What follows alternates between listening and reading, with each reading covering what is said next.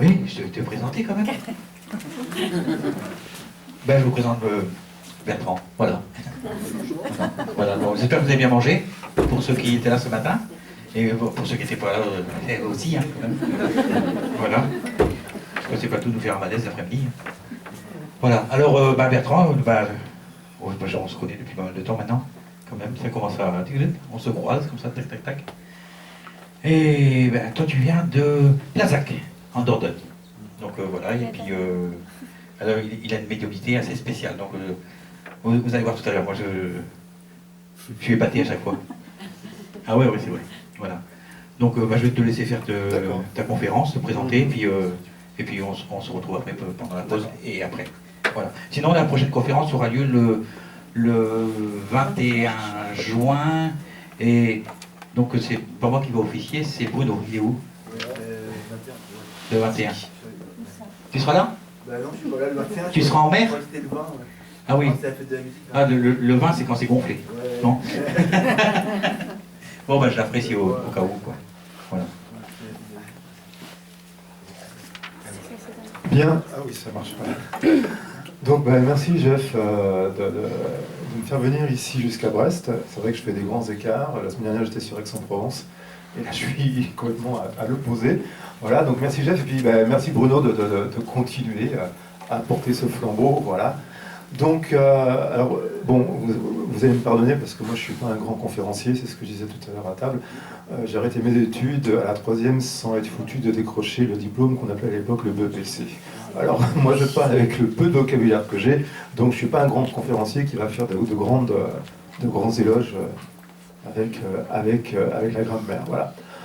Donc là, je vais vous expliquer un peu le parcours, ce qui m'a amené à ça.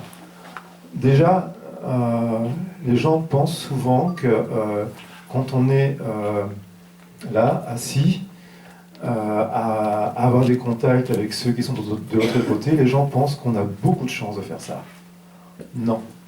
Non. Si dans la salle, il y a des futurs médiums ou un autre mot, moi j'utilise pour moi, je vous souhaite plein de courage, parce que ça n'a rien d'évident. Moi, si on m'avait dit, quand je suis sorti de l'école, tu feras ça plus tard, j'aurais rigolé, quoi. J'aurais dit, mais moi, faire ça, mais non, mais vous rigolez.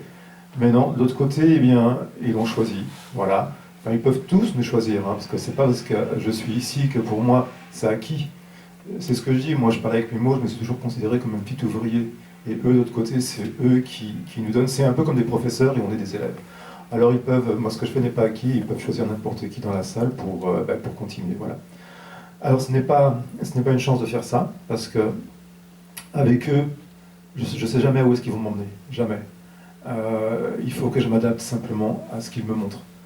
Si hier soir, où j'ai dormi, il m'avait dit, tiens, à 14h tu vas dire ça et ça à telle personne, j'aurais tout noté, mais la page est blanche, ils m'ont rien donné, ça va être au fur et à mesure, donc c'est pour ça que ce n'est pas si facile. Et puis aussi, on fait beaucoup de kilomètres, hein. Là je suis là ce week-end, ici à Brest, le week-end prochain je dois être à Limoges, après je crois que je m'en vais à Orange, après je m'en vais à Dole, Villefranche, enfin bon, tu sais que j'ai un agenda, maintenant je table pour 2017, voilà, 15 et 16 sont déjà pleins au niveau associatif.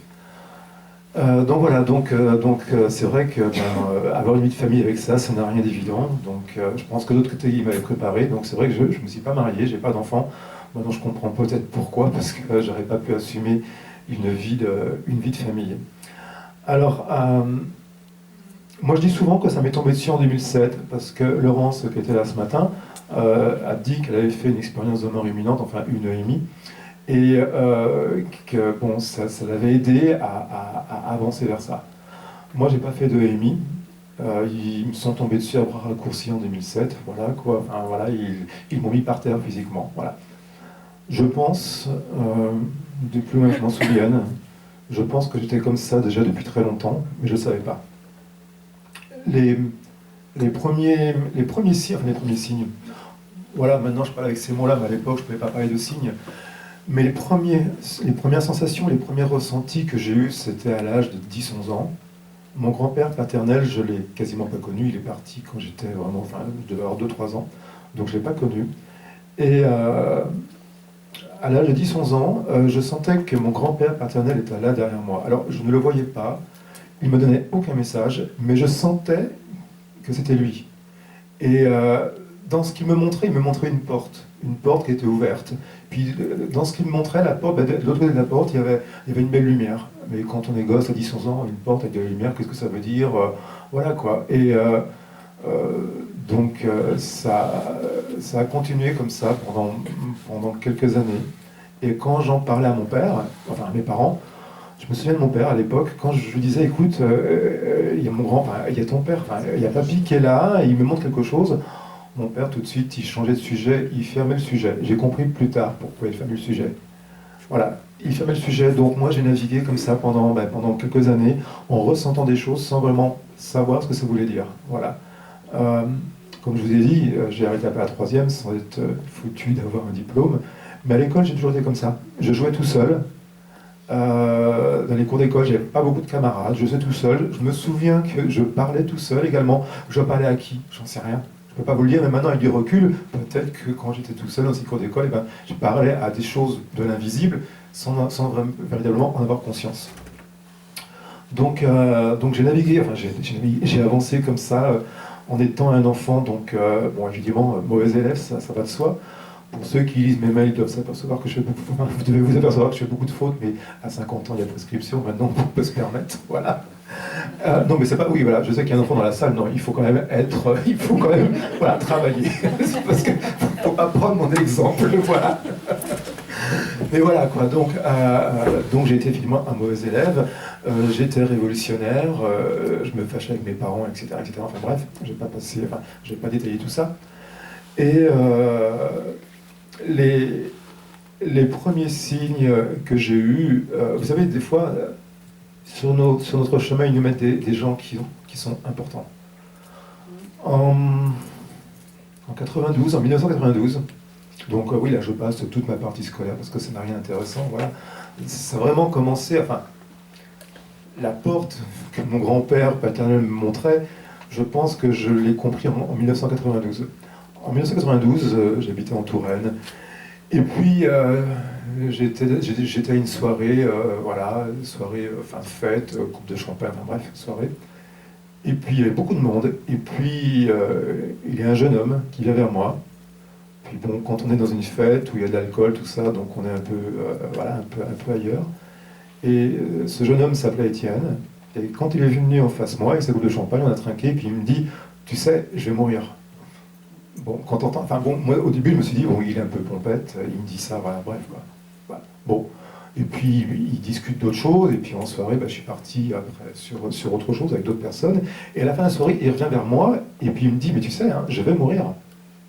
Là, je me suis dit, mais qu'est-ce qu'il est en train de me raconter? Puis moi, j'avais commencé, bon, j'avais des, enfin bon, je vais pas dire que je buvais, mais quand on est en soirée, il y a de l'alcool, et puis j'étais un peu ailleurs, quoi.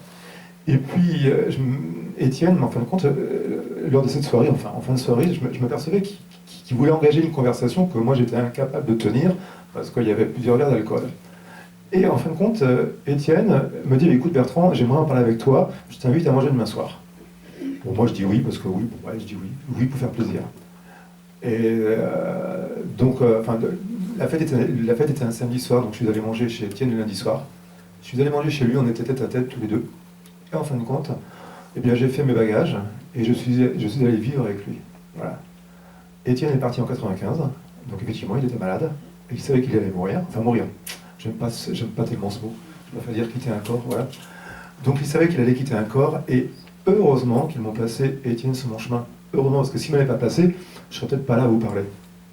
Étienne, en fin de compte, alors, je ne sais pas si avec Étienne j'ai fait d'accompagnement, ça j'en sais rien, parce que ça a été automatique. Voilà.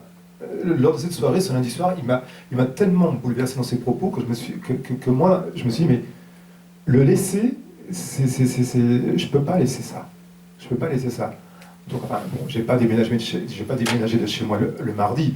Il a fallu du temps, mais voilà. Mais en l'espace de quelques mois, j'ai décidé de quitter le logement que j'avais pour vivre avec lui.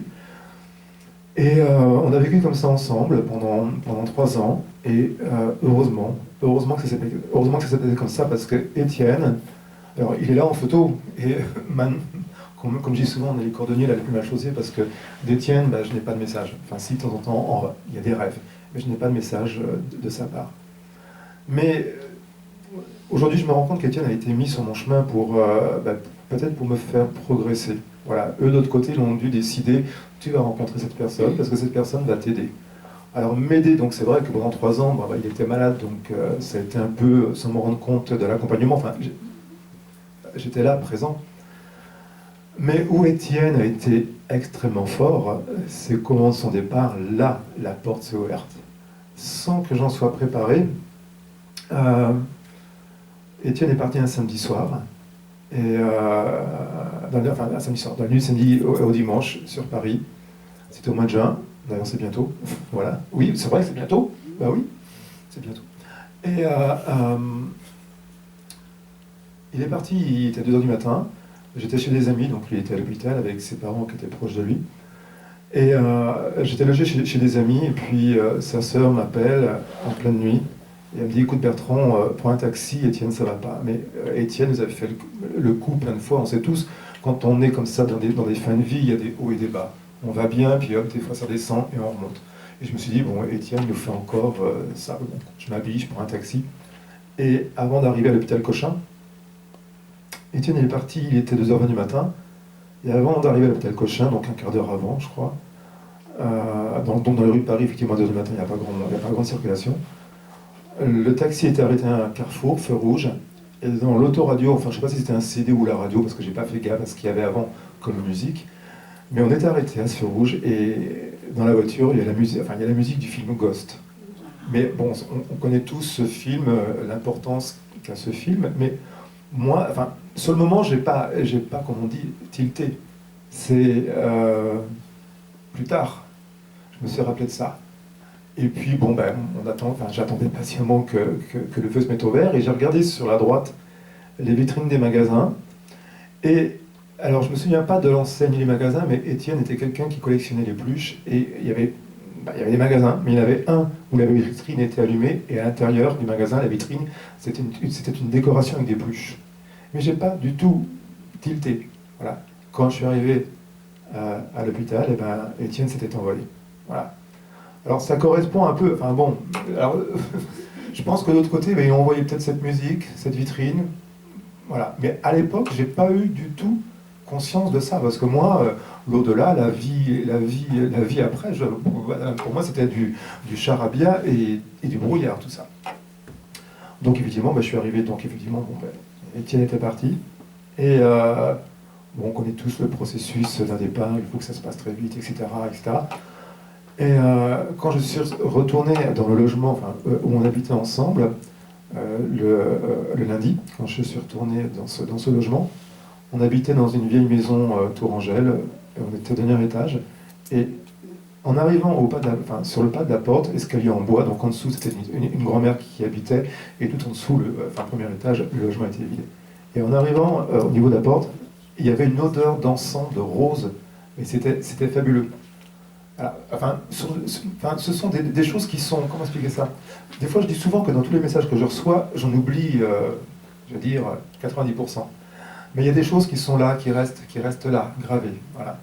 Et cette odeur de rose, donc évidemment, la grand-mère, je ne pense pas que la grand-mère en dessous ait mis un bâton d'encens pour... voilà. Mais voilà. Et je suis arrivé donc, dans l'appartement qu'on avait, et effectivement, le répondeur était noyé de messages d'amis qui voulaient savoir... ce qu'on faisait, fleurs, etc., etc. Et puis entre les messages, ce matin vous avez eu droit à de la Tessie, et entre les messages, il y avait 3 mots, entre 2 messages, 3 mots, nasillard, quelque chose de très lointain, donc à l'époque je ne savais pas ce que c'était que la TCI, voilà. Bon, malheureusement ce message, je ne l'ai pas gardé, parce qu'à l'époque, j'étais peut-être pas préparé, ça serait aujourd'hui, j'aurais tout gardé. Et sur ce message, il y avait simplement « je suis là ». Et dans le « je suis », je n'ai pas reconnu, mais dans le « là », je savais que c'était le là d'Étienne. Quand il disait là, c'était ça, c'était lui, c'était d'une évidence totale que c'était lui. Voilà. Et Étienne ne sait pas, comment dire, moi je parlais avec mes mots, ne sait pas démonter. De l'autre côté, ils ont dû lui dire, tu vois là, le garçon avec qui tu as vécu, il faut lui faire comprendre certaines choses. Alors, avec ses amis, on a fait une gerbe de fleurs. Moi, comme j'y vais avec lui, j'ai fait quelque chose de personnel. Puis on sait tous que quand on fait des gerbes de fleurs pour une sépulture, on ne va pas signer, par exemple, mon prénom et mon nom sur la gerbe. C'est-à-dire, c'est moi, Bertrand Bretaillot, qui ai fait une gerbe pour Étienne. On ne signe pas comme ça. On met simplement une phrase, voilà. Et Étienne était quelqu'un qui était, enfin, pas lui, mais ses parents étaient très connus. Donc, 2 fourgons funéraires, 1 de fleurs, enfin, bref. Et dans la chapelle où il y a eu la sépulture, vieille chapelle, donc des prie-dieu, donc on était placés, enfin bon, moi j'étais pas avec la famille, j'étais avec les amis, et on n'avait pas de nom sur nos prie-dieu, voilà, voilà. Et je sais pas comment s'est débrouillé le fleuriste, mais sur mon prie-dieu, il y avait une fleur qui était posée, voilà, qui était là, posée. Et quand j'ai vu le cercueil rentrer dans l'église, à ma grande stupeur, j'ai vu que c'était ma gerbe qui était sur son cercueil, pas la gerbe de la mairie, de ses parents, de la famille, des amis, c'était la mienne. Je ne sais pas comment ils se sont arrangés de l'autre côté pour... des fois, je suis très surpris, des fois, je dis que j'ai hâte d'aller de l'autre côté, bon, le plus tard possible, mais des fois, voilà, j'ai l'impression que de l'autre côté, ils ont plein de moyens pour influencer certaines choses. Et je me souviens toujours qu'Étienne, pendant que j'étais avec lui, me disait qu'il ne voulait pas être enterré avec ses grands-parents. Il le disait. Mais moi, comment dire à ses parents, vous savez, votre fils ne veut pas être dans le caveau familial. Comment le dire? Et le jour de la sépulture, ça c'était très drôle. Le jour de la sépulture, donc effectivement, enterré dans le caveau familial, où il y avait déjà 2 cercueils, il me semble. Et quand les pompes funèbres ont voulu faire rentrer le cercueil, ça ne rentrait pas. Le cercueil ne rentrait pas. Voilà. Donc ils ont été obligés de dégager, je ne sais pas trop. Enfin, voilà. Donc de l'autre côté, il a dû faire comprendre, mais non, moi je ne veux pas être là. Voilà. Mais bon, par la force des choses, effectivement, le cercueil est quand même rentré. Donc, comme je disais, Étienne, ça a été pour moi quelqu'un d'important, qui l'ont placé sur ma route pour effectivement peut-être me montrer que, effectivement, il y a quelque chose d'autre de l'autre côté. Alors, suite à ça, il y a des gens qui connaissent Nicole Dron? Oui. Oui, voilà. Oui. Donc, suite à ça, quelques jours après la sépulture, plusieurs semaines après la sépulture, je me souviens, c'était un samedi matin, j'avais un fer à repasser dans la main, oui, parce que les hommes repassent aussi, voilà. Donc j'avais un fer à repasser, et il n'était pas branché, donc il n'y avait aucune chaleur. Et d'un seul coup, je me suis senti envahi de chaleur. Alors, c'est pas le coup de chaud, vous savez, quand on est rouge. Non, une vague de chaleur qui est descendue, voilà. Et je me suis mis à pleurer parce que là, j'ai compris qu'Étienne était bien. Et à l'époque, j'avais des amis que j'ai perdu de vue, donc qui habitaient Tours. Et j'ai un monsieur qui m'a dit, tiens, ce serait intéressant que tu écoutes une cassette que j'ai enregistrée sur une dame qui fait des conférences sur son expérience de mort imminente. Donc, il l'avait rencontré à Paris, il avait un petit Manitou, donc c'était Nicole Dron. Voilà, et maintenant Nicole Dron est devenue une amie parce que, oui, à l'époque, en 95, j'étais loin de me douter qu'un jour, je ferais des conférences avec Nicole Dron. Mais bon, voilà, c'est comme ça aussi. Voilà. Et quand j'ai écouté cette cassette, en fin de compte, dans la cassette, Nicole explique que son mari, c'est Michel, je crois, son mari, hein. Oui, je crois, ouais, elle a fait une expérience de mort imminente suite à un accouchement, etc. Et dans la cassette, elle explique que son mari, c'est son mari qui lui a expliqué ça après, elle a voulu quelque part le prévenir dans la salle d'attente où il attendait avec son beau-père, qu'elle était là après lui. Et elle est passée à travers son corps. Et elle explique que son mari lui a expliqué que dans cette salle d'attente, il a senti cette chaleur qui l'envahissait. Là, ça m'a apporté de l'eau à mon moulin, moi, avec mon fer à repasser un samedi matin. Là, j'ai compris que peut-être qu'Étienne, je dis peut-être, je pense que c'est lui, parce que, voilà, peut-être qu'Étienne a fait la même chose, quoi, pour me prévenir qu'il était là. Et c'est vrai que j'étais envahi de cette chaleur et je me suis mis à pleurer parce que je savais qu'il était bien. Voilà. Donc, ça c'était en 95. Et après, je me suis dit, oh là, Bertrand, t'es un héros, t'as un pouvoir, parce que tu peux ressentir des choses. Ça, ah ouais, mais voilà le fameux mot pouvoir. Ah ouais, je me sentais un surhomme parce que les autres amis qu'on avait en commun avec Étienne, eux, ils ne ressentaient rien. Mais moi, je ressentais. Enfin, non, j'ai changé mon discours. Mais c'était, voilà, des fois, il faut passer par des étapes pour nous faire comprendre les choses, quoi. Donc là, je me suis senti un héros. Alors ça m'a ramené un peu à mon enfance où j'étais un peu particulier, où je sentais des choses. Et là, je me suis dit, effectivement, je suis capable de faire des choses. Alors, effectivement, qu'est-ce qu'on fait tous? Bon, j'étais dans une librairie ésotérique, et j'ai acheté un jeu de cartes, parce que je me suis dit, je vais faire comme tout le monde, parce que moi, je connaissais ça. Moi, je ne savais pas qu'on pouvait parler avec les autres de l'autre côté. Je ne savais pas. Enfin, leur parler. Non, eux pouvaient parler. Moi, je ne savais pas. Alors j'ai acheté un jeu de cartes parce que c'est le truc, je vais dire, le plus, je vais pas dire le plus classique, mais c'est le truc le plus simple. Donc j'ai acheté un jeu de cartes. Et en fin de compte, je me suis aperçu que les cartes parlaient. Enfin, parlaient. Qu'effectivement, il y avait des choses qui se passaient avec les cartes. J'étalais les cartes, puis il y avait des trucs comme je dis, qui tombaient pile poil, quoi. Alors là, je me suis dit, waouh, je suis un héros. J'arrive à faire des choses que les autres ne peuvent pas faire. Oui, mais il faut passer par ça, mais c'est une erreur. Maintenant, je me boxe pas. Que, héros, je suis surtout pas un héros, je suis qu'un petit ouvrier, voilà, un petit élève, puis point, c'est tout. Mais des fois, ils nous font passer par des chemins qui ne sont pas évidents. Alors, pendant... de 95 à 2005, et bien pendant 10 ans, j'ai fait ça. Alors j'ai lu des tas de livres sur le magnétisme, parce que je croyais que j'étais magnétiseur. Alors, effectivement, je sentais des choses en mes mains, j'essayais, alors les petits problèmes de psoriasis, j'arrivais à les faire partir, et puis là, mais double mon héros, j'arrive à soigner, mais double mon héros. Mais c'est vrai que j'avais un peu, enfin, la grosse tête, je m'entends, mais enfin, non, la grosse tête, ce ne sont que des mots. Mais c'est vrai que je me disais, waouh, j'ai un truc, waouh, voilà, bon. Donc pendant 10 ans, ils m'ont testé comme ça. Ils m'ont testé. Et puis un jour, la première fois que j'ai eu une communication, enfin, que quelqu'un a bien voulu communiquer avec moi, ça a été quelque chose de très bref. J'avais été voir un monsieur qui s'appelle Renald Roussel, en séance publique. Et puis, ben voilà, bon, j'avais été voir parce qu'il y avait des amis qui m'avaient dit comme ça. Alors, c'est vrai que les amis savaient que j'étais branché sur ça. Donc, ils me disaient, bah, tiens, on va t'emmener voir telle et telle personne. Donc, ils m'avaient emmené voir Renald Roussel. Et puis, ben, j'avais vu comment il faisait.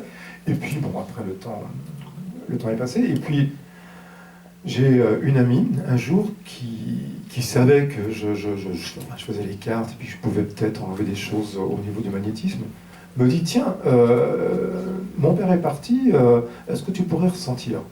Puis moi je me dis, voilà, qu'est-ce qu'elle est en train de me faire, j'ai pas envie de faire ça, quoi. Bon, bref, bon. Je lui dis, bah écoute, ouais, viens prendre un café, donc elle me pose la photo de son père, puis moi je me suis dit, bon, bah, je vais faire comme dans le Roussel, je vais mettre la main dessus, et puis je vais attendre. Et il n'y avait rien, rien du tout, rien. Et d'un seul coup, j'ai entendu une phrase, enfin, ça je me souviens de cette phrase, une phrase qui dit, parle-lui de l'aspirine. Et moi, dans ma tête, je suis très humain, je dis à cette dame de Brigitte, et je dis à Brigitte, t'as mal à la tête parce qu'il faut que tu prennes de l'aspirine? Madame, non, j'ai pas mal à la tête, non, rien. Puis hop, plus rien.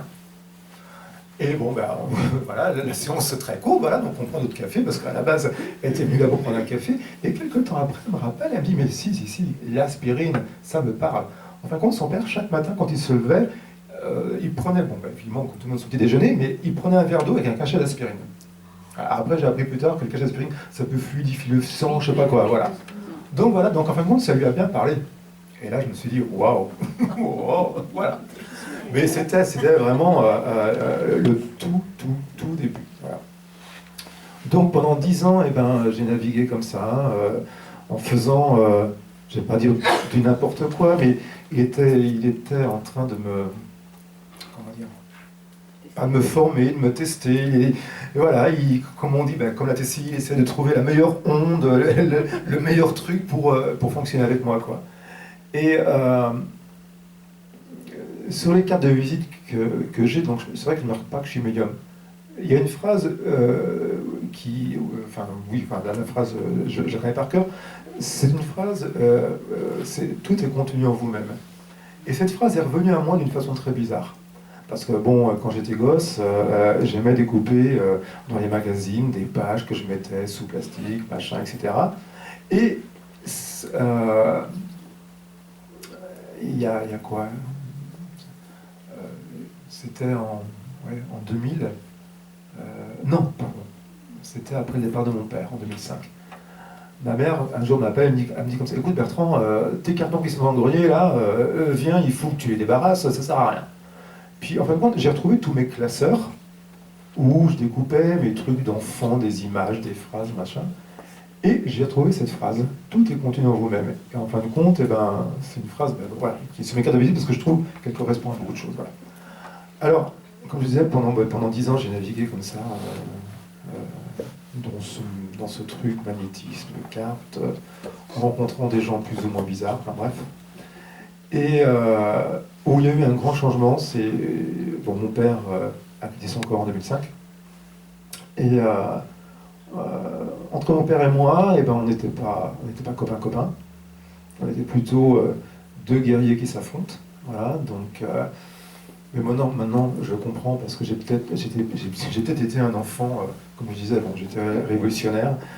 Donc je pense que mon père essayait de me cadrer, puis moi je ne supportais pas les cadres, donc ça clashait à chaque fois.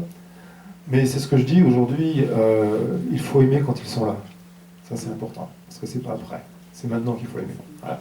Moi je me rends compte aujourd'hui que j'ai pas assez dit je t'aime, j'ai pas été assez proche de mon père, ça c'est évident. Alors, mon père est parti en 2005, et d'autre côté, pareil, quand mon père est arrivé, ils ont dû dire écoute ton fils là en bas, il faut qu'il comprenne. Hein. Il me demande, ah oui, parce que moi je voulais des preuves. Ah, bah oui, parce que pendant ces 10 années-là, où j'ai fait du pseudo-magnétisme ou du pseudo-truc avec les cartes, plein de gens me disaient ah mais chez nous les objets bougent, chez nous les lumières s'éteignent. Alors moi je voulais ça. Bah oui, bah moi je voulais vraiment le spectacle. Hein.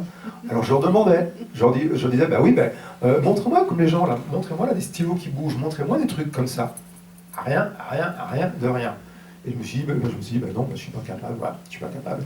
Et quand mon père est parti, bah, je pense que de l'autre côté, enfin je pense, ce ne sont que mes mots à moi, j'imagine peut-être, mais je pense qu'ils ont dû dire à mon père, écoute ton fils, demande des preuves. Alors présente-toi à ton fils, présente-toi, fais-lui un cadeau. Et mon père m'a fait un cadeau, franchement, enfin bon, ce cadeau, on peut le trouver sur Internet, sur mon site, et puis comme je suis pas un pro d'Internet, les photos ne sont même pas protégées, donc on peut les copier, les modifier, faire, voilà, parce que bon, c'est comme ça. Mais sur mon site, j'ai mis cette photo parce qu'elle a quand même une importance. Donc mon père est parti en août 2005, et le 8 octobre, le 8 octobre 2005, 8 octobre de chaque année, c'est mon anniversaire. Et le 8 octobre 2005, je me suis retrouvé dans une grande ville du sud de la France, et vous savez, parfois on est poussé à sortir son appareil photo, enfin des fois on est poussé à faire des choses. Et là je me trouvais, je ne sais plus si c'était un vendredi soir ou un samedi soir, mais c'était en fin de journée. Et j'étais dans une rue de cette grande ville, il y avait un trottoir, des noms de magasins, enfin bref, une rue classique quoi. Voilà. Et je me suis senti poussé à prendre mon appareil photo, enfin je crois que c'était avec un téléphone, et à faire une photo. Il n'y avait aucun sujet devant moi, il y avait le trottoir et un arbre, il n'y avait rien. Et j'ai fait la photo, puis j'ai continué mon chemin. Et où je dormais le soir, ben, je me suis amusé, très curieux, à regarder la photo. Puis bon, maintenant, alors merci la technique et la technologie, parce que maintenant, avec tous ces trucs, on peut agrandir et on peut s'apercevoir ben, qu'il y a des choses. Et dans l'arbre, dans le feuillage de l'arbre, eh bien, on voit le visage de mon père. Alors, effectivement, c'est pas le visage, bon là il est en photo, c'est pas le visage de mon papa quand il était en fin de vie. C'est le visage quand il était jeune. Alors, effectivement, on ne voit pas les lèvres, on ne voit pas la couleur de la peau, on ne voit pas les yeux, non, on ne voit pas ça. Après, j'ai montré ça à ma mère, et puis elle m'a dit, mais comment t'as fait? Je dis, bah, écoute, c'est comme ça. Et ma mère, bon, effectivement, il y a plein de photos chez elle de mon père, etc. Et j'ai retrouvé une photo de mon père où il me tient dans ses bras. Et c'est une photo qui est prise de loin. Et mon père, quand il était jeune, il y avait trois choses qui étaient très caractéristiques sur lui. Voilà. Il avait une moustache, les yeux sombres et de gros sourcils. Et dans le feuillage, bon, il y a le contre-jour, on voit les feuilles, voilà, et il y a un ovale où on voit ces trois symboles. Mon père était quelqu'un, comme je vous le disais tout à l'heure, il ne me laissait rien passer, donc mes anniversaires, les cadeaux, il ne m'en faisait pas beaucoup, et peut-être que de l'autre côté, enfin c'est ce que j'espère, qu'ils m'ont dit, bah, écoute, ton fils, voilà, présente-toi à ton fils. Pour moi, c'est un cadeau énorme. En plus, le 8 octobre, le jour de mon anniversaire, voilà. Donc, là, je me suis dit, bon, bah, il faut que j'écoute quand même, hein, il faut que j'arrête de déconner avec mes cartes, parce que les gens viennent voir pour les cartes pour des trucs très matériels, hein, très matériels. Mais bon, voilà. Et là, je me suis dit, bon, et là, il faut vraiment que j'écoute, quoi. Et là, je me suis dit, bon, Bertrand, deviens sérieux, mais on est humain, donc on retombe dans nos travers. Et ben, j'ai fait des conneries, voilà, parce qu'on est humain. Et de l'autre côté, eh bien, je pense que ils ont dû se rendre compte que, bon, ok, Étienne en 95, mon père en 2005, et cette personne-là, ici, n'entend pas. Alors ils ont dû comptabiliser mes défauts, mes qualités, puis ils ont dû voir qu'il y avait beaucoup de défauts, donc ils ont dessiné tous les défauts, puis ils m'ont envoyé la douloureuse. Alors Laurence, ce matin, disait qu'elle avait fait une expérience de mort imminente. Moi, c'est pas ça qui s'est passé, c'est un accident physique. en 2007. Voilà, je pense que d'autre côté, j'ai peut-être eu marre d'attendre. Donc, comme je n'écoutais pas, ben, ils m'ont mis par terre, physiquement. Voilà. Je suis tombé, je me suis réveillé dans les bras d'un pompier, 8 jours d'hôpital, diagnostic. Et c'est un diagnostic que je paye enfin, maintenant jusqu'au dernier souffle. Voilà. Mais bon, ça c'est mon histoire personnelle, mais il a fallu que je passe par ça. Alors quand, des fois il y a des gens qui me disent comme ça, mais on voudrait bien être à ta place. Oui, prenez-la, mais prenez le diagnostic avec, parce que sinon c'est pas, voilà quoi. Donc il a fallu voilà, il a fallu qu'ils me mettent une bonne paire de claques, hein, comme l'enfant qui n'écoute pas ses parents, ben, on gronde, et ben, de l'autre côté, ben, ils ont fait ça. Voilà. Alors, c'est vrai que quand ça s'est passé au mois de mars 2007, bon, hôpital et tout ce qui s'ensuit, etc., etc., et là, je me suis dit, mais mince, je vais mourir. Enfin, je vais mourir. À l'époque, c'était comme ça. Mince, je vais mourir. Et là, ça m'a nettoyé. Il y a encore beaucoup de choses à nettoyer dans le bonhomme, parce que on doit grandir chaque jour. Hein. Mais là, ça a été vraiment le raz-de-marée dévastateur. Et là, je me suis dit, bon, qu'est-ce que tu fais? Tu continues ta vie comme ça ou tu changes tout? Alors, bah, j'ai tout changé. Enfin, j'ai tout changé. Il y a encore beaucoup de choses à changer. Mais j'ai changé beaucoup de choses. J'ai démissionné de mon travail avec tout ce que ça comporte. Voilà. Et puis, ben, je me suis dit, mais qu'est-ce que je vais faire maintenant? Parce que c'est bien beau. J'avais des ressentis, parce que depuis le départ de mon père, ben, il avait de plus en plus de ressentis par rapport à des gens, mais quoi dire, quoi faire? Et je me dis, mais qu'est-ce que je vais faire, quoi? Je voulais plus travailler, enfin bref, pour moi, j'étais, enfin voilà, comme on dit, j'étais hors service, voilà. Et donc, pour me rassurer, je suis allé voir une dame qui fait les cartes, enfin je pense qu'elle fait toujours les cartes, une dame qui fait les cartes. Et tout de suite elle a vu que j'avais un problème, enfin, etc. Puis elle m'a dit, mais vous savez, vous avez rencontré quelqu'un avec une blouse blanche, vous allez aller vivre au bord de la mer, et ce que vous êtes là, intérieurement va se développer d'une façon fulgurante. Ouais, moi je me suis dit, bon, parole, hein, oui, ok, voilà, parole. Et puis j'ai laissé faire.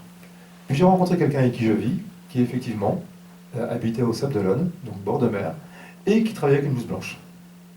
Voilà. Et donc cette personne, en fin de compte, bon, tu connais? Oui, voilà, ouais. Donc ces personnes très ouvertes par rapport à ça, m'a rassuré sur ce que je pouvais ressentir. Voilà. Mais quoi en faire? Quand on est dans une maison au Sable d'Olonne et puis qu'on n'a pas de travail, quoi faire de ça? Voilà. Puis je ne voulais pas retourner trouver un travail Pôle emploi. Enfin, je ne voulais plus ça. Je ne voulais plus ça. Alors il y a des gens qui me disaient comme ça, mais demande, tu vas voir, ça va arriver. Alors je demandais. Mais moi, je voulais que ça arrive, vous savez, on demande le soir, puis moi, je voulais que ce soit là le matin, quoi. Et non, je demandais et rien venait. Et en fin de compte, de l'autre côté, ils sont plus subtils que ça. En fin de compte, les parents de Jean-Marc, qui sont maintenant de l'autre côté, ne mangeaient que bio. Puis comme ils ne pouvaient pas se déplacer, donc c'était moi et Jean-Marc enfin, on leur faisait les courses dans un magasin bio. Et puis, Patrick, ce monsieur qui avait ce magasin bio, me dit, bah alors, tu fais quoi au Sable? Puis moi, je dis, je fais rien et tout. Et puis il me dit, ah bon, tu fais rien, tu cherches pas de travail? Puis je dis, oh non, moi je cherche un travail, ça m'intéresse pas.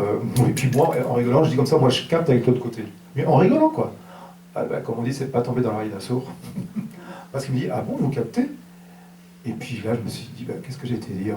Et il me dit, tiens, ça serait intéressant que vous me parliez. Donc, effectivement, un jour, il vient à la maison et puis il me dit, alors, tu captes quoi?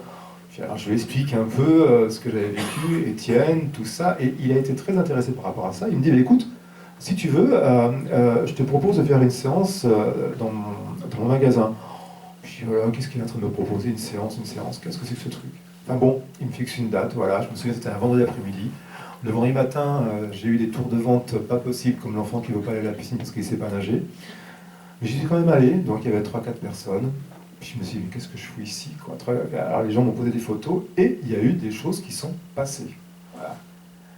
Donc, en fin de compte, vous voyez, moi je leur demandais des signes, je leur disais, mais oui, mais je veux bien, mais envoyez-moi des trucs. Moi, je voulais les trucs là, maintenant, tout de suite, tout de suite. Non, c'est plus subtil. Voilà.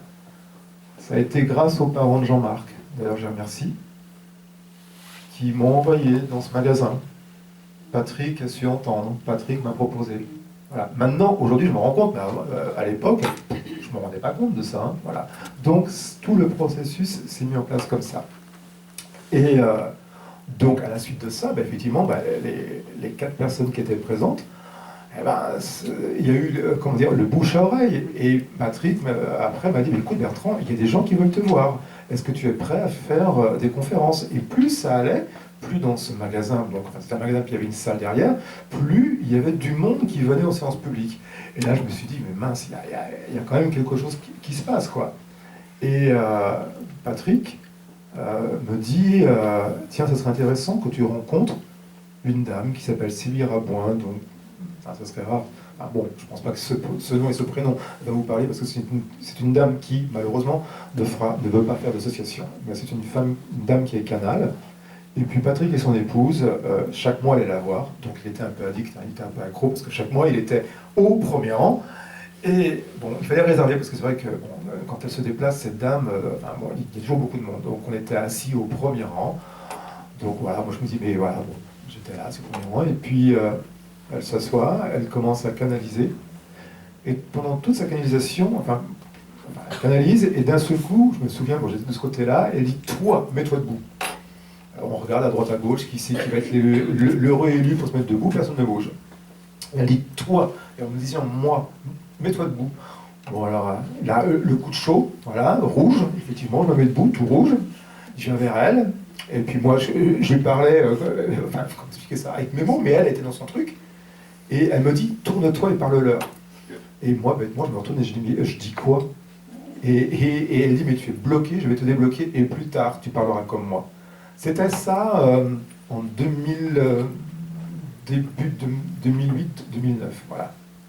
Si j'avais su qu'en fin de compte, Sylvie Rabouin, elle a eu tout à fait raison, parce que tout à l'heure, là, vous allez voir, c'est vrai que tout à l'heure, tu as dit que j'avais une façon de pratiquer qui était très particulière, vous allez voir, tout à l'heure, mais voilà, elle a eu raison. Donc, vous voyez, en fin de compte, je m'aperçois que mon parcours de vie, certes compliqué, mais ils ont toujours apporté des gens qui avaient une importance. Alors Sylvie Rabouin, je ne l'ai pas vu de vue parce qu'après, j'ai été accro. Oui, elle avait touché le truc. Donc j'allais souvent quelque part à des séances publiques. Et à la fin, je dis comme ça, écoute Bertrand, viens plus parce que quand tu viens, ils sont là aussi avec toi. Donc c'est vrai que ça faisait un peu parasite. Donc ça, je l'ai accepté. Donc voilà. Et donc là, ça a été... les gens, on ne peut pas les empêcher de parler. Ça a été, comment dire, l'embrayage, quoi. Donc les Sables d'Olonne, proches de La Rochelle et de Nantes. Donc il y a des gens qui venaient aux séances publiques, donc aux Sables d'Olonne, qui ont parlé de moi à Marilyn, que tu connais. Voilà, et Marilyn, c'est une dame qui a une association, et elle m'a dit, écoute, j'ai entendu parler de toi, est-ce que tu veux venir? Bon, moi, je me suis dit, oui, pourquoi pas, ça ne mange pas de pain, à La Rochelle, ouais, puis moi, je m'attendais, vous savez, à une salle comme au Sable, quoi, un petit public. Oh quand j'arrive dans la salle, oh non, pas tout ça. Et j'ai été, comment expliquer ça? Ils m'ont poussé de l'autre côté. Je me suis retrouvé sur une scène comme ça, avec une table, avec un océan de photos. Mais je fais quoi? Et en fin de compte, j'ai essayé. J'ai fait comme je faisais au Sable d'Olonne, et ça s'est mis en place tout seul. Donc, tout le long du parcours, puis c'est pas fini, parce que moi, je suis quelqu'un qui est très demandeur en message, en signes, et c'est eux, à chaque fois, qui décident d'envoyer les signes. Alors, c'est vrai qu'on est très demandeur, on veut des signes tout de suite, mais c'est eux qui savent le bon moment des signes. Et,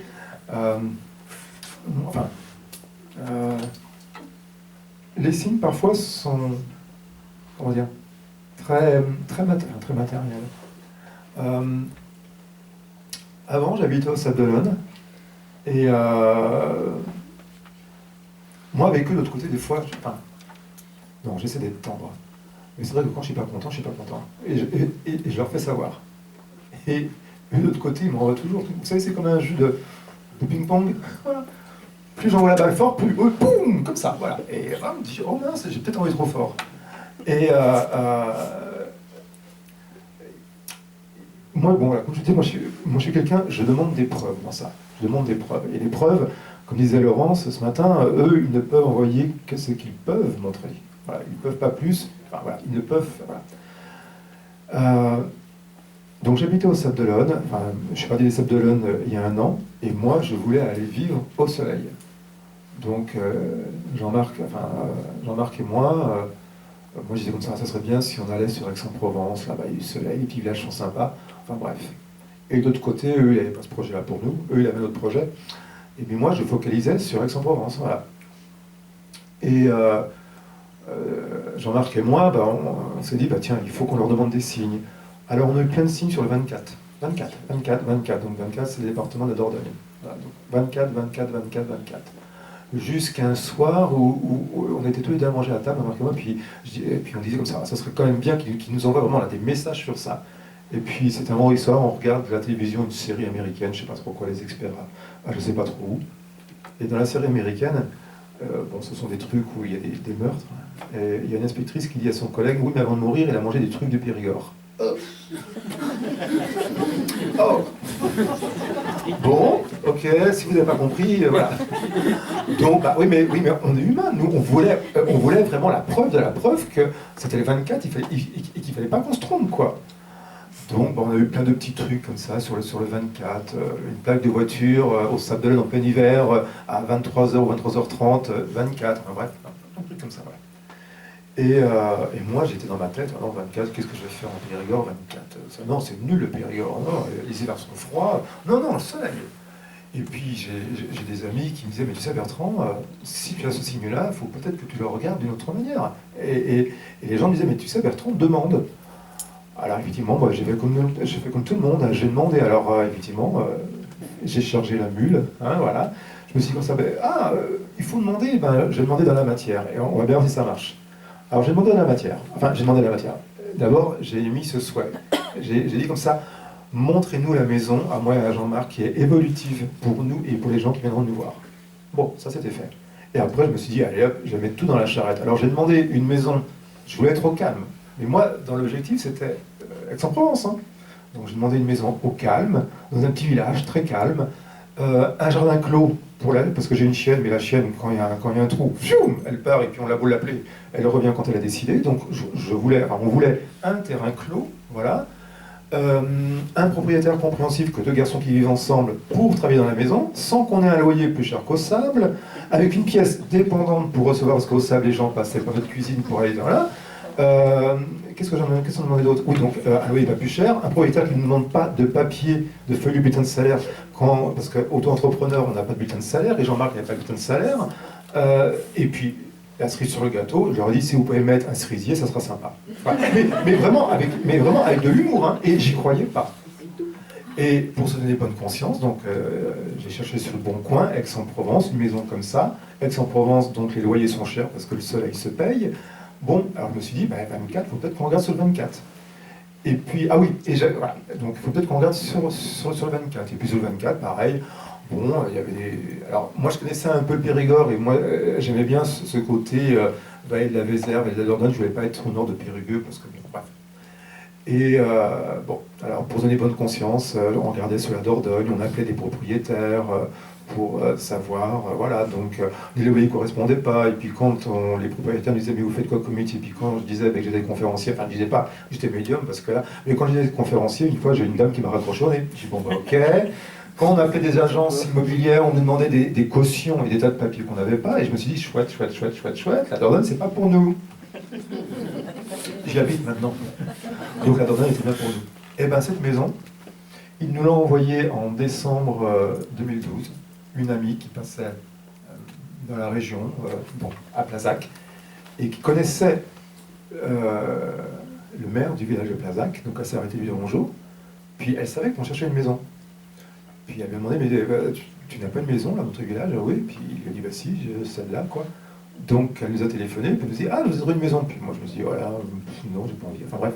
Donc Jean-Marc est allé voir, parce qu'il ne faut pas être idiot, il est allé voir. Alors lui, tout de suite, il a craqué. Ah bah oui, la maison est sympa, ouais. Bon, il a pris des photos qu'il m'a envoyées sur mon téléphone, parce que moi j'étais resté au Sable d'Olonne. Quand j'ai vu l'intérieur et l'extérieur de la maison, j'ai dit, ah non, non, non, non, non, non. Je ne vais pas aller vivre là-bas. Ah non, non, non, non, non. J'ai dit à Jean-Marc, non, non, ne signe, parce que Jean-Marc n'était pas signé, sans moi. Ah, j'ai dit, non, Jean-Marc, tu ne signes rien. Tu ne signes rien. Bon, il est remonté, un peu dépité. Puis, bon, il m'a parlé de cette maison, voilà. Puis je me suis dit, bon, il faut quand même que j'aille la voir. Je suis allé la voir. Puis en fin de compte, je me suis aperçu qu'elle avait tous les critères que j'avais demandé, tous. C'est-à-dire qu'on a une pièce dépendante pour recevoir, c'est-à-dire que les gens ne passent plus dans notre lieu de vie. Terrain clos, évident pour la chienne. Bon, la mairie qui loue, bon ben voilà. Le loyer, 30 € plus cher qu'au Sable. Ils nous ont demandé aucune feuille de salaire, simplement nos fiches d'imposition d'impôt. Au calme, bah oui, 250 habitants, on ne peut pas être plus au calme. Et puis, bah, il y a un cerisier. Voilà. Et là, je me suis dit, Bertrand, il faut quand même que tu écoutes là. Mais ça n'a pas été facile de partir des Sables d'Olonne, parce que Sables d'Olonne, 30 000 habitants, donc du monde tous les jours en rendez-vous à la maison, et Plazac, 250 habitants. Je me suis dit, mais qu'est-ce qu'ils me font faire là-haut? Mais qu'est-ce que vous êtes en train de me faire? Là, personne ne va venir en rendez-vous, ça va être la cata. Et j'ai eu un message qui était clair et net, t'inquiète pas, le chemin est tracé. Voilà. Et bon, dans ce mois de décembre 2012, lors de rendez-vous individuels que j'ai eu au Stade de l'Olonne, il y a eu 2 messages qui ont été superbes, où là j'ai vraiment compris que Plazac c'était le bon endroit. Une dame qui vient au rendez-vous, sa sœur était partie, et sa sœur me demande de l'autre côté qu'elle était bouddhiste. Puis je dis à la dame, ben voilà, votre sœur était bouddhiste, puis elle me dit oui, puis je dis, mais elle était bouddhiste où? Puis elle me dit, ben, à Dagpo, Kanyungling. Dagpo, c'est à 4 km de Plazac. Voilà. Et au mois de décembre, pareil, un monsieur. Donc le fils était là, le papa était de l'autre côté. Le papa me dit que son fils a acheté une vieille maison et qu'il est en train de la retaper avec des pierres jaunes. Je dis, monsieur, vous avez acheté un corps de ferme, de bâtiment? Puis il me dit oui. Puis moi, curieux, je dis, mais c'est où exactement? Puis il me dit, ben, si vous connaissez la région de Montignac, Moustier, Plazac, c'est là. Bah oui, en plein dedans, quoi. Bon, ben, là, je me suis dit, bon, ben, le 24, c'est le bon endroit. Voilà. Mais ça n'a pas été simple de lâcher les Sables d'Olonne pour aller à Plazac. Puis en fin de compte, bah, c'est bien, parce qu'en fin de compte, bah, il y a autant de monde qu'au Sable. Voilà. Donc, vous voyez, il faut savoir écouter. Enfin, moi, je suis comme tout le monde, hein. J'essaie d'écouter le mieux possible ce qu'il nous envoie. Mais ce parcours enfin, oui, enfin, c'est ce que je dis, je ne suis pas médium. C'est ce que je vais vous expliquer. Moi, je préfère dire que je suis facteur. Ah oui, il faut que je dise facteur. Ah ben oui, Plazac. Mais oui, j'allais le zapper. Voilà, bon. Donc, on est arrivé dans cette maison en avril 2013.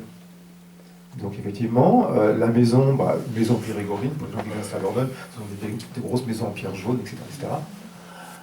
Et donc voilà, donc cette maison. Voilà. Alors c'est vrai que depuis fin 2009, je fais des séances publiques et les gens qui me font venir en tant que médium, parce qu'ils font un mot qui parle. Moi depuis fin 2010, partout où je vais, je dis que je suis facteur, parce que le mot est plus sympa. Facteur, c'est sympa. Enfin, j'aime bien. Et je pense que de l'autre côté, ils m'ont fait un petit cadeau. Parce que des fois, je leur dis comme ça, mais quand est-ce que vous me faites des cadeaux à moi? Parce que des fois, les gens disent comme ça, ah mais tu nous fais un cadeau. Puis des fois, je leur dis, mais moi là, quand est-ce que je suis récompensé? Bon, alors moi, c'est vrai que moi, j'attends la récompense très... voilà. Non, c'est plus subtil que ça. La pièce où je reçois à Plazac, c'est l'ancienne poste du village. Alors, à Plazac, dans la rue principale, il y a un petit local qui sert de poste. L'année dernière, en fin d'année, il y a un monsieur qui vient en rendez-vous de la région et puis qui me dit, on était là dans la pièce où je reçois, puis il me dit, ah mais je connais cette pièce. Puis moi je dis comme ça, mais vous connaissez les gens qui habitaient là avant? Puis il me dit, ah non, pas du tout, quand je venais ici, quand j'étais enfant, je venais ici à la poste avec ma mère. Alors quand j'ai pris cette maison, quand on a pris cette maison, Jean-Marc et moi, il n'y avait pas de logo de poste, il n'y avait pas les baies vitrées comme dans nos postes maintenant, c'est une pièce quelconque, voilà. Et c'est l'ancienne poste du village. Donc ils ont dit, ah mais t'es facteur? Eh ben on va t'envoyer à la poste. Et c'est ce que je dis souvent. Ce que je dis souvent avec ça, c'est vrai que moi je n'ai aucun diplôme à vous présenter. C'est vrai que, et c'est pour ça que le mot médium, j'aurais fait des études pour être médium, ok, j'affiche mon diplôme de médium. Alors une fois, il y a une dame au téléphone qui m'a dit, mais est-ce que vous pouvez apprendre à ma fille à être médium? On dit, mais ça ne s'apprend pas. Ça tombe dessus comme ça, point, c'est tout. Alors c'est vrai que je n'ai pas de diplôme. Alors c'est pour ça que le mot facteur, je préfère. Et puis facteur non plus, j'ai pas de diplôme pour être facteur. Mais maintenant, j'ai un diplôme. Voilà. J'ai un diplôme. Alors, de l'autre côté, ils sont... Comme je disais, moi, je leur demande des preuves et des signes. Et là, ils m'ont envoyé un diplôme d'une manière très... Le diplôme est arrivé sous ma dent. Et, non mais physiquement, sérieux, sous ma dent. Je me demandais ce qui m'arrivait. En janvier cette année, mais j'en rigole parce que franchement, ça pour moi, c'est un signe fabuleux. En janvier, j'ai des amis de Vendée qui sont venus voir à Plazac, galette des rois qu'ils l'ont acheté dans une boulangerie en Vendée. Donc on était à 4, on coupe 4 parts, et dans ma part, il est là, il est tout petit. C'est un petit facteur.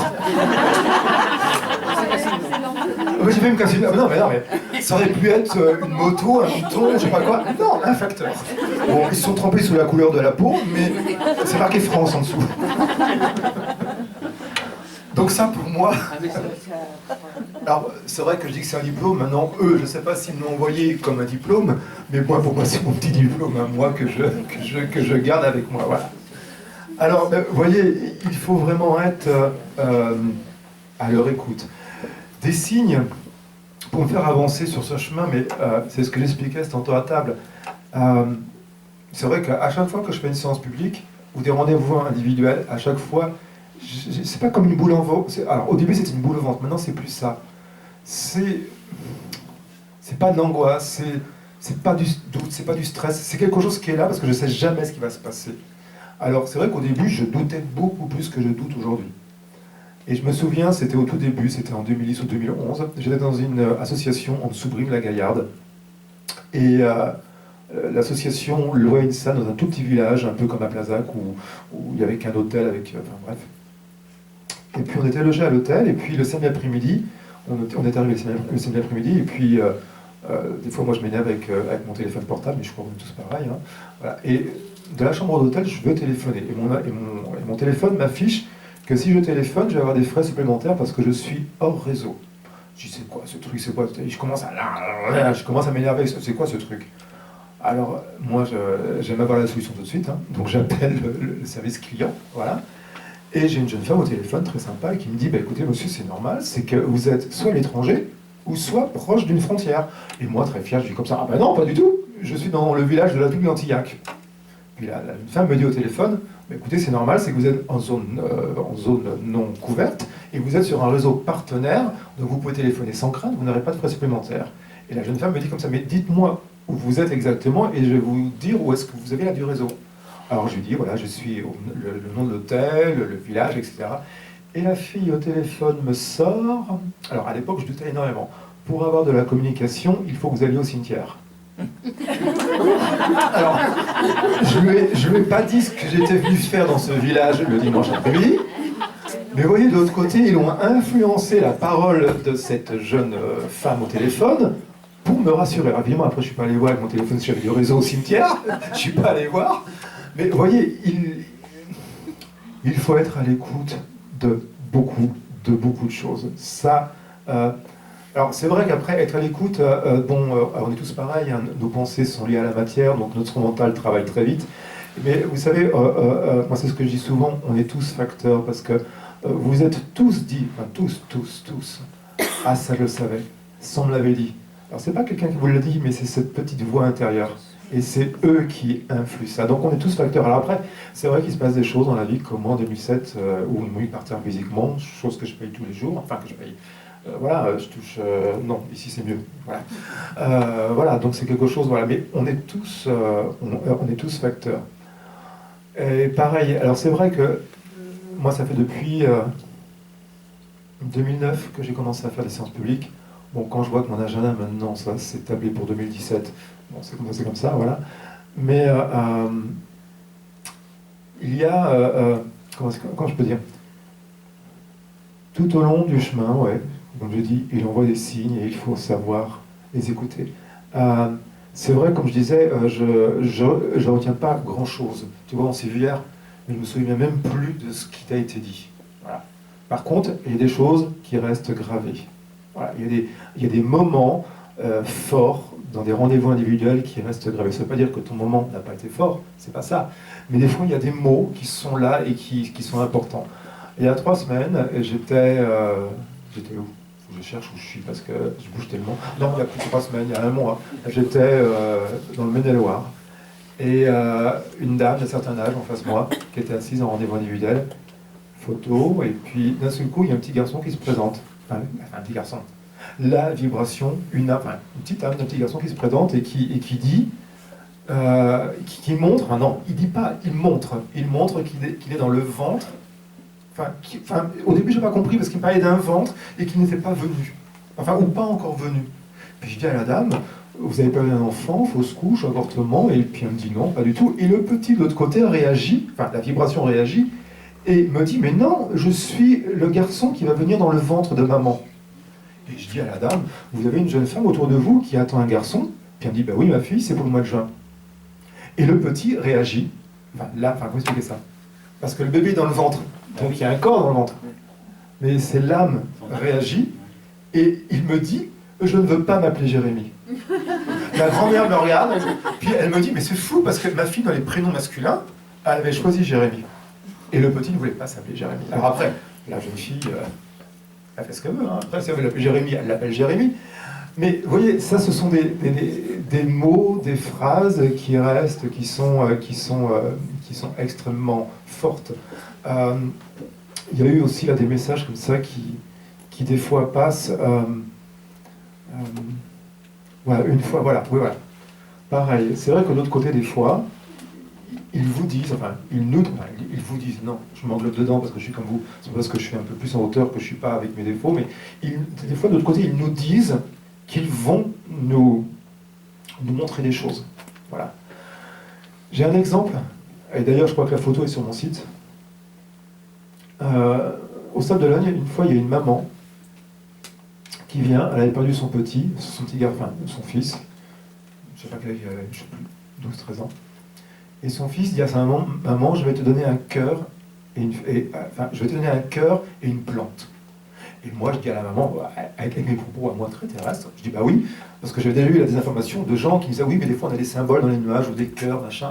Et je dis à la dame, bah oui, donc si un jour vous voyez un caillou en forme de cœur ou quelque chose en forme de cœur, ça sera le message de votre fils. Si un jour, quelque part, vous voyez une plante ou une fleur qui est là et qui ne doit pas être là, ça sera un message de votre fils. Parce que moi, j'ai parlé avec mes mots à moi, voilà, que je connais.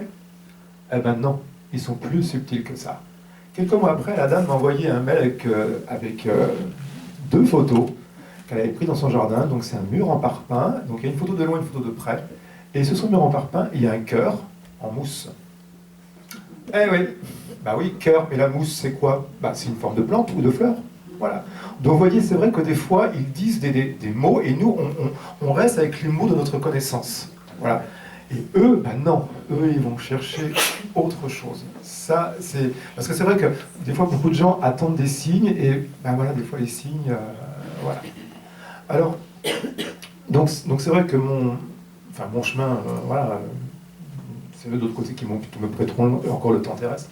Mais je m'aperçois que sur nos chemins, eh bien, on a toujours des petits signes qui sont là. Tout à l'heure, vous allez voir, je vais parler très rapidement, non, je te rassure, ça s'est bien calmé, c'est beaucoup plus calme. C'est vrai que moi, mon fonctionnement, il y a contact photo et contact, maintenant j'en parle ouvertement, d'un guide. Alors, ce guide, je ne peux pas le nommer, parce que je ne sais pas qui il est, ou qui ils sont, ou qui elle est, je n'en sais rien. Mais la première fois que j'ai commencé à parler comme ça rapidement, c'était à La Rochelle. J'étais debout, puis d'un seul coup, boum, je ne sais pas ce qui s'est passé. On peut entendre enfin, tu as vu l'expérience hier, tu as vu comment ça fonctionne. Voilà. Donc, de séance en séance, les gens venaient me voir à la fin, et les gens me disaient comme ça, ah Bertrand, c'est beau. Alors, à Rambouillet, il y avait la Vierge Marie qui était avec moi qui me parlait. À Limoges, il y a eu Bouddha qui me parlait. Enfin, j'ai eu droit, comme je dis, au top 10, donc au plus connu. Michael, Gabriel, Maître Saint-Germain, enfin, voilà. Et quand j'écoutais tout ça, venant des gens, je me disais, mais comment... Enfin, je me souviens de cette dame à Rambouillet qui m'a quasiment assuré que c'était la Vierge Marie qui me parlait. Et c'est vrai que moi, quand j'entends ça, bon, je suis quelqu'un de poli, donc j'ai pas osé dire, mais comment vous savez que c'est la Vierge Marie? Elle vous a parlé, vous l'avez vu? Donc, je suis très poli, donc j'écoute. Puis après, je me dis, mais comment les gens peuvent savoir que c'est telle ou telle personne, enfin, telle ou telle vibration qui leur parle? Alors j'écoutais, puis moi, dans mes discours de salle en salle, eh bien, je disais toujours, ah non, c'est une vibration qui est là. Et d'autre côté, ben, c'est un peu comme le coup du 24 de Plazac, je pense qu'ils en ont eu, Je pense qu'ils vont lui dire, mais ce petit-là, il comprend pas ce que nous sommes. Alors, il y a plus de 2 ans, j'étais à Toulouse, et les gens de l'association à Toulouse m'ont dit, tu sais, Bertrand, aujourd'hui, il y a Jean Borzel qui est là. Tu connais? Oui. Oh. NDE. Hein? NDE, ouais. Alors Jean Borzel, moi je ne connaissais pas physiquement, mais j'en avais entendu parler. Alors Jean Borzel, c'est le chef des facteurs. C'est ce que je veux dire. Alors Jean Borzel, c'est quelqu'un qui côtoie Charbonnier, Riffard, Vigneault, etc., etc. Et je me suis dit, oh ben non, alors j'étais là dans la salle, il y avait deux chaises qui étaient réservées pour lui, en plus au premier rang. Et l'autre côté, enfin, au moins même, je disais, mais vous êtes là, hein? Pourquoi aujourd'hui? Pourquoi? Ça ne peut pas être une journée calme pour moi? J'ai pas eu de réponse. Monsieur Morzel est arrivé avec son épouse, donc moi j'ai fait ma prestation, mon discours de vibration, etc. Et puis pendant les contacts, de temps en temps, je regardais Jean Morzel pour savoir comment il réagissait. Il ne réagissait pas. J'ai dit, oh là, ça y est, c'est loupé. Enfin, bref, je me suis fait tout un cinéma pour rien. Et à la fin de la séance, il est venu voir, il m'a félicité, puis il m'a pris à part. Il me dit, tu sais, Bertrand, je te considère comme mon fils. Bon, là déjà, je me suis dit, c'est la première fois qu'il me voit, il me parle déjà comme ça. Bon, bref. Bon, et il me dit, tu sais Bertrand, le discours que tu tiens, il ne faut plus que tu dises aux gens que c'est une vibration. Donc Jean Borzel a écrit des tas de bouquins, quand il était jeune, il a fait une NDE, donc il a fait beaucoup de choses, des conférences, etc. Et il m'a dit, mais tu sais Bertrand, il faut que tu dises aux gens que c'est un guide qui est avec toi. Ça m'a beaucoup aidé. Parce que plein de gens me l'avaient dit, mais j'y croyais pas. Venant de sa part, eh bien, maintenant je dis ouvertement que c'est un guide. Maintenant, vous dire qui est ce guide, j'en sais strictement rien. Une fois, c'était au tout début, j'ai fait une séance de Tessie avec Marilyn, donc cette dame qui habite La Rochelle, et je l'avais vue en conférence, et puis comme disait Laurence ce matin, pour écouter 3 à 5 minutes, il faut 3-4 heures d'écoute ou 5 heures d'écoute. Et moi je me suis dit, mais mince, je vais passer mon samedi soir à écouter la Tessie, j'ai pas envie, quoi.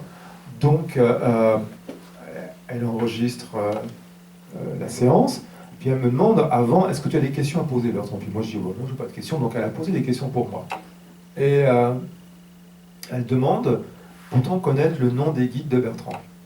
Donc, bon, ce matin, vous avez vu comment se passe une séance de Tessie, donc je ne vais pas réexpliquer tout ça. Et dans le nettoyage, on entend sa voix, Marilyn, et on entend une voix, donc elle, c'est sur une radio allemande, et on entend une voix, donc évidemment française, qui dit non, non, pas nécessaire. Donc je fonctionne un peu à l'aveugle avec eux. Je ne sais pas où je vais. Voilà. Alors, ce guide se présente pourquoi? C'est tout à fait différent de ceux que vous avez connus qui sont de l'autre côté. Ceux qui sont de l'autre côté, alors des fois, il y a des gens qui me disent, est-ce que c'est toi qui parles aux morts? On va mourir, hein. Ah, ça, mince, ça, je n'avais pas prévu ça dans mon agenda. Moi, j'avais plutôt prévu que j'allais quitter un corps. Parce que mon père, Étienne, enfin, moi, bon, ont simplement quitté un corps. Où sont-ils? Bon, bah ça, on sait, hein. Cimetière, parce qu'il n'y a pas beaucoup... Enfin, où sont-ils? Les corps. On sait, voilà. Après, où sont-ils? Alors, c'est vrai que dans les croyances catholiques, dans les églises, on entend, oh, bah, elle est là-haut, là-haut, là-haut. Bah, écoute, il y en a qui sont venus chez toi. Je ne sais pas d'où ils sont venus, je ne sais pas par quelle porte ils sont passés, mais ils sont venus. Donc, voilà. Donc... je ne sais pas où ils sont, parce que moi-même, je ne suis pas allé voir. Voilà. Donc, et je ne leur parle pas. Parce que moi, quand je parle à mon père, à Étienne ou à d'autres personnes, ils ne me répondent pas. Comme disait Laurence ce matin, ce sont toujours eux qui décident d'intervenir. Voilà. Et ils ne peuvent montrer que ce qu'ils peuvent montrer. Voilà. Alors c'est vrai qu'en séance publique, c'est un peu rapide.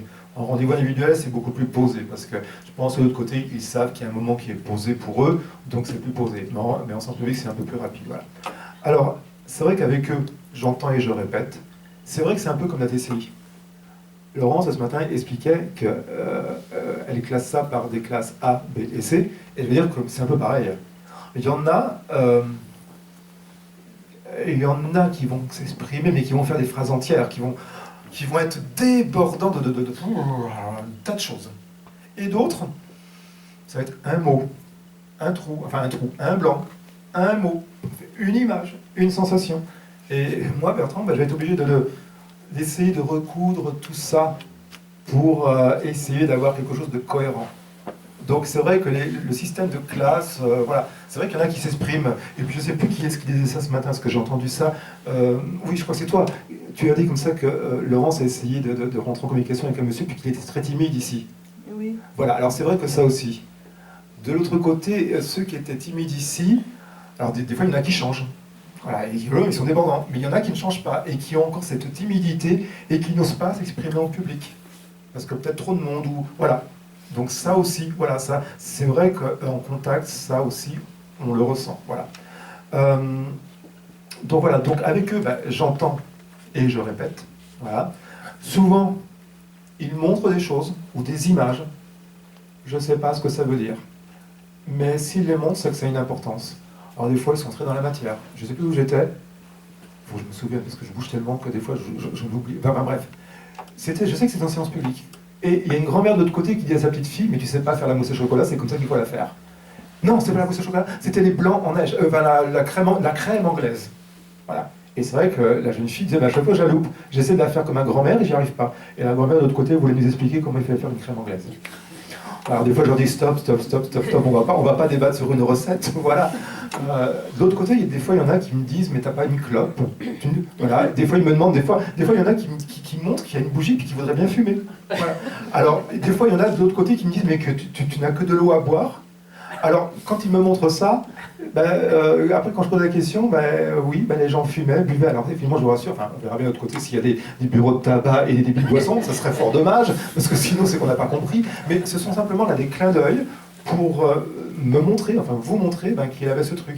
Une fois, là, c'était je sais plus. C'était hier, je sais plus. C'était hier, je sais plus. C'est hier. Bref, je sais plus. Oui, je crois que c'est hier. Hier, de l'autre côté, il y a quelqu'un, pour me montrer qu'il a été incinéré, il m'a mis la main sur la bougie. Et ça chauffait. Et je dis, ok, j'ai compris. Puis je dis à la personne, il a été incinéré. Et puis la personne m'a dit oui. Voilà. Donc, oui, des fois, ils ont des choses qui sont... Bon, voilà. Bon. Donc voilà. Alors, par contre, avec le guide, c'est tout à fait différent. Le guide, j'entends pas. Alors maintenant j'en parle comme ça parce que ça a grandi, ça a mûri, et puis maintenant j'essaie d'analyser un peu plus ce que le guide envoie. C'est vrai que des fois les gens me posent la question, mais est-ce que tu entends le guide ou est-ce que tu répètes ce qu'il te dit? Non. Le guide, j'ai plus l'impression qu'il, comme tu dis, c'est de l'incorporation.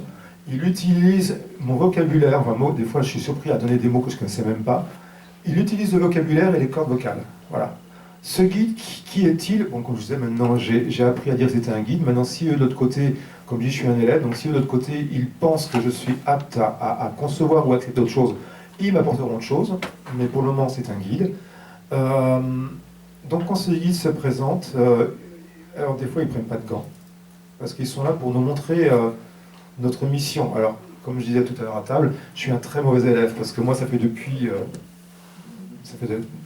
2009 que je pratique, que je fonctionne comme ça, et depuis 2011, ils me demandent d'écrire. Et je n'écris pas. Je n'ai pas encore pris le stylo et le papier.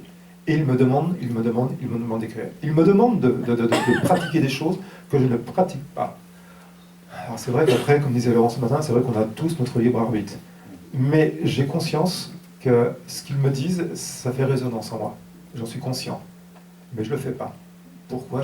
J'en sais rien. Peut-être qu'il faut le déclic. Alors, le déclic, il ne faudrait pas qu'il m'arrive un autre accident de la vie comme en 2007, mais je pense que des preuves, j'en ai eu assez avec le petit mot du facteur, avec le petit truc du facteur. Je pense que oui, je suis comme tout le monde. Je pense que il faut peut-être que je me mette au diapason avec ce qu'il attend de moi. Alors, donc peut-être qu'un jour, il y aura un bouquin. Enfin bon, on verra bien. Il sera bourré de fautes, mais bon, il faudra trouver un bon correcteur. Donc voilà, donc ce guide, lui, il vient pourquoi? Alors ce guide, lui, comme je disais, ils ne prennent pas de gants. Ils sont là pour nous remuer, ils sont là pour nous mettre la tête à l'envers. J'aime bien dire ça parce que des fois les gens disent comme ça, ah mais après la séance publique, on a réfléchi, on a mal dormi. Tant mieux, parce qu'au moins ça chemine. Alors ce guide, lui, il se présente pour montrer notre mission. Notre mission, on la connaît tous. Il faut qu'on soit il a fallu qu'on soit de très très bons élèves, parce que quand on est bons élèves, on va réussir dans la vie. Il faut qu'on se marie, parce que quand on se marie, on est heureux. Il faut construire, parce que construire, il faut construire à tout le monde. Ça, ce sont les missions terrestres, matérielles. Eux, ça ne les intéresse pas. Ah, ils ne sont pas là pour ça. Eux, ils sont là pour autre chose. Eux, ils sont là pour... On est tous venus faire quelque chose de très particulier ici.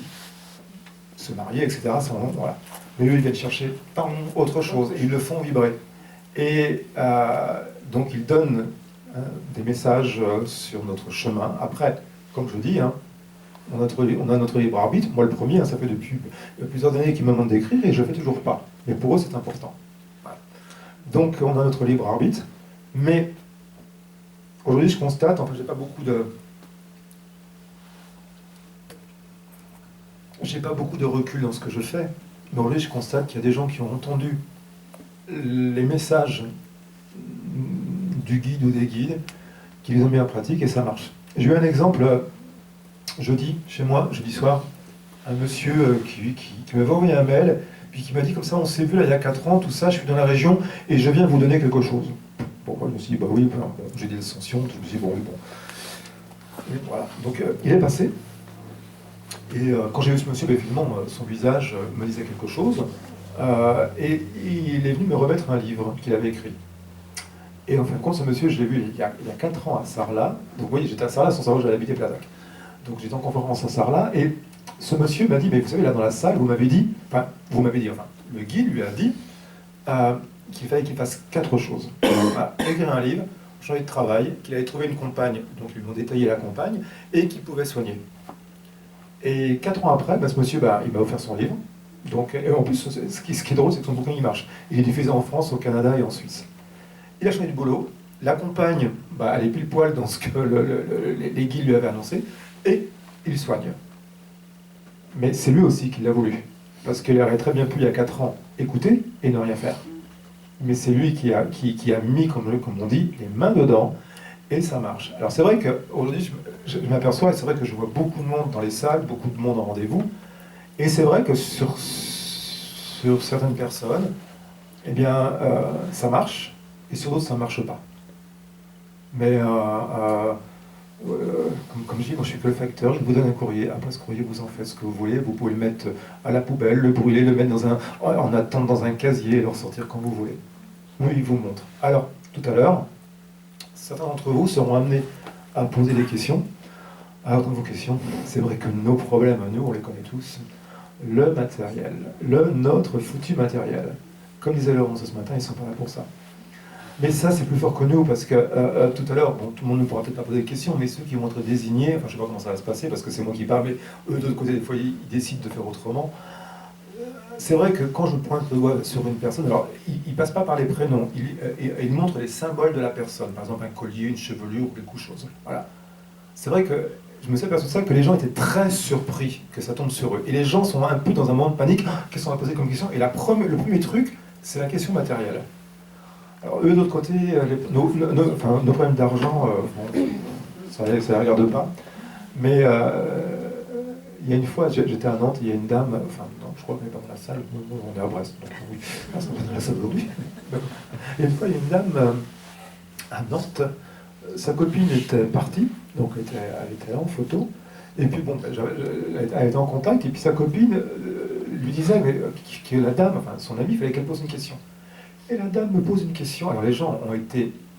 J'ai entendu des oh, j'ai entendu un bruit dans la salle, et la dame pose une question, elle voulait savoir si sa copine qui était de l'autre côté avait couché avec son mari. Bon, il y a eu un blanc, il n'y a pas eu de réponse, rien. Hein? C'était un blanc. Ah ben c'est... oui. Pas mal. Bien, voilà, on va donner 12 points pour ça. 12 points. Donc vous voyez, non, ils ne sont pas là pour ça. Pareil, une fois, à Nîmes, une dame, en séance publique, pareil, le guide lui... une question, et elle avait un commerce à vendre, c'était un acier de beauté, ça je m'en souviens. Elle voulait savoir combien elle allait le vendre. Et là, il y a eu une réponse. Ils lui ont répondu 1 sou comme 10 sous. La dame, elle n'a pas été contente à la fin. Elle voulait avoir le prix, elle. Le truc, le prix. Bah oui, mais de l'autre côté, 1 sou comme 10 sous, elle est libre, la dame, à vendre avant ce qu'elle veut. Pour eux, ça, c'est que de la matière. Alors, ce guide, c'est vrai que je ne peux pas le nommer parce que... moi, je dis que c'est une vibration masculine parce que je suis masculin. Donc, il emprunte les cordes vocales. Donc, comme j'ai les cordes vocales masculines, donc c'est une intonation masculine. Mais c'est peut-être féminin, je ne sais pas. Une chose, alors c'est vrai que quand le guide passe, il reste aussi des choses gravées. Ce guide ou ces guides, ils le disent souvent, ils ne sont pas ce qu'on appelle le divin. Il y a encore autre chose au-dessus d'eux. C'est un guide, ou ce sont des guides qui n'ont jamais eu de corps physique. Et ça, ils le disent souvent, qu'ils n'ont jamais été sur ce plan terrestre. Ils se nomment, moi je dis guides, mais ils se nomment souvent comme des observateurs. Voilà, ils nous observent. Voilà. Et ils sont là pour nous... Oui, ça y est, voilà. On va lui dire... Il doit soigner avec ses mains, bah oui. Le monsieur qui a des lacets jaunes ou une paire de baskets. Oui. Tu soignes avec tes mains? Non. Tu as les mains qui chauffent parfois? Comment? Tu as les mains qui chauffent parfois? Oui. Voilà. Bon, ils te disent ça. Tu dois soigner avec tes mains. Enfin, tu dois soigner. Voilà. Donc, tu as les mains qui chauffent depuis combien? Oui, ils me disent depuis longtemps. Ouais. Depuis, c'est pas d'hier, depuis longtemps. Donc voilà, je crois que j'ai fini. Voilà, on va commencer. Enfin, il va y avoir une pause parce qu'ils sont déjà. Ils sont déjà là. Oui, attends, quand ils sont là, après je cherche. Voilà, j'ai toujours un papier et un crayon avec moi parce que des fois, il y a des mots, des informations qu'on ne peut pas donner en salle. En rendez-vous individuel, c'est plus facile. Parce que moi, je ne vous connais pas. Peut-être qu'il y a des gens que vous connaissez. Et puis, voilà. Je vais vous donner deux exemples. Enfin, j'en ai eu plein, mais c'est ce que je disais là, c'est autour de la table. Une fois, j'étais au Havre, et le guide de l'autre côté me montrait que il me citait. Enfin, en plus, il me montrait du doigt la dame. Donc, je dis, la dame qui est là-bas. Et le guide me disait une information sur la dame. Je dis, mais je ne peux pas donner ça en ça. Enfin, comment expliquer ça? C'est vrai qu'avec le guide, des fois, je sais pas que je fais attention, mais des fois, il y a des mots qui et je dis, je peux pas dire. Alors, des fois, le guide aussi me passe les choses en images. Alors là, en image, pour moi, ça me demande un jonglage, parce que, par exemple, ils vont me montrer, c'est bon, ils vont me montrer un briquet, mais j'ai l'image, mais j'ai pas le mot. Alors moi, dans ma tête, dans mon mental, il faut que je colle le mot qui colle à l'image. Donc ça, des fois, c'est un peu plus compliqué. Donc, au Havre, le guide est en train de me dire que la dame, elle avait un problème avec le cancer. Je peux pas dire à une dame, hey, madame, vous avez un problème avec le cancer? Enfin, vous imaginez, la dame fait un malaise, je suis malin, les pompiers, machin, voilà. Donc, je note. Puis le couple a vu que j'avais noté un truc pour eux. Donc, à la fin de la séance, ils sont venus me voir, et le monsieur est venu en premier, et puis il me dit, j'ai vu que vous aviez écrit un truc pour nous, puis je dis, oui, il faut que votre épouse fasse attention au cancer. Enfin bon, ça leur a complètement parlé. La dame, elle est très bien au niveau de la santé, mais sa mère, une de ses sœurs, était partie d'un cancer. Donc, d'autre côté, il mettait ça en parenthèse, qu'il fallait qu'elle fasse attention. Pareil, les gens qui partent d'eux-mêmes, alors ils disent pas suicider. Alors moi, des fois ils me le montrent, je suis parti de moi-même, ou je n'ai pas voulu continuer. Alors moi, quand j'ai cette information, je la note, et je peux pas dire aux gens, voilà, j'ai une photo et la personne s'est suicidée, parce qu'imaginez que la personne ne soit pas au courant. Le choc que ça peut émettre pour la personne, et même dans la salle. Voilà. Donc j'écris toujours, et après je demande à la personne est partie comment? Alors quand la personne me dit, je sais pas, donc moi c'est un peu compliqué de dire ça, mais des fois la personne me dit comme ça, oui, il s'est suicidé. Voilà. Pareil, les gens qui se sont suicidés, d'ailleurs je crois que Laurence l'a dit ce matin que sa belle-sœur s'était pendue, je crois, voilà, les gens qui se sont suicidés sont dans la lumière. Ils ne sont pas dans le décor de nos églises catholiques, avec le gars qui a la fourche, le bras zéro derrière, et la grande cape qu'on appelle, je ne sais plus comment d'ailleurs. Ils sont dans la lumière. Ça c'est une évidence totale. Maintenant, de l'autre côté, ils l'expliquent, qu'ils ont un travail à faire. Mais ils sont acquis dans la lumière. Comme le disait Laurence ce matin, de l'autre côté, on continue à apprendre. Et de l'autre côté, ils le disent, qu'ils ont les livres de la connaissance, qu'ils continuent et qu'ils apprennent. Voilà. Donc vous voyez, on n'est ici que des passagers, et on nous demande ici d'aimer et d'apprendre.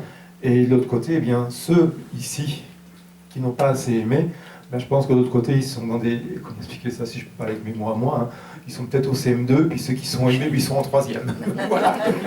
Enfin, c'est que mes mots à moi, mais voilà. Quoi. Donc, voilà, je pense, je sais pas, on va faire une pause? Oui. Bon, voilà, pause. Donc, il y a les WC qui sont ouverts, parce qu'en général, c'est la pause WC. Merci à vous.